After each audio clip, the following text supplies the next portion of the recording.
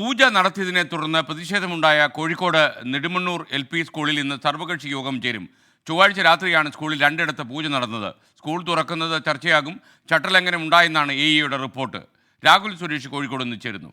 Rahul, good morning, പറയൂ.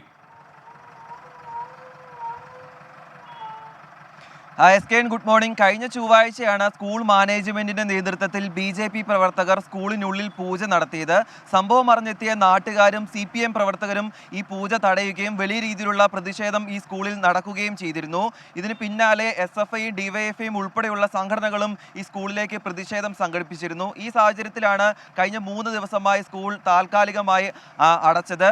പ്രധാന അധ്യാപികയുടെ office റൂമിലും മറ്റ് 2 ക്ലാസ് റൂമുകളിലുമായിരുന്നു ഈ പൂജ നടന്നിരുന്നത്. സംഭവം വിവാദമായതോടെ എന്താണെങ്കിലും കഴിഞ്ഞ 3 ദിവസമായി സ്കൂൾ അടഞ്ഞു കിടക്കുകയാണ്.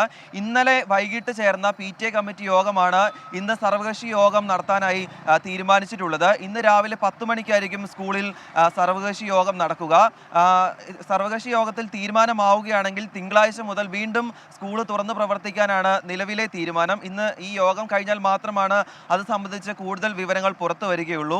ഈ സംഭവം വിവാദമായതോടെ ആദ്യഘട്ടത്തിൽ വിദ്യാഭ്യാസ വകുപ്പ് അന്വേഷണത്തിന് ഉത്തരവിട്ടിരുന്നു. കുന്നുമ്മൽ AEO നടത്തിയ പ്രാഥമിക അന്വേഷണത്തിൽ ചട്ടലംഘനം ഉണ്ടായി എന്നാണ് കണ്ടെത്തൽ.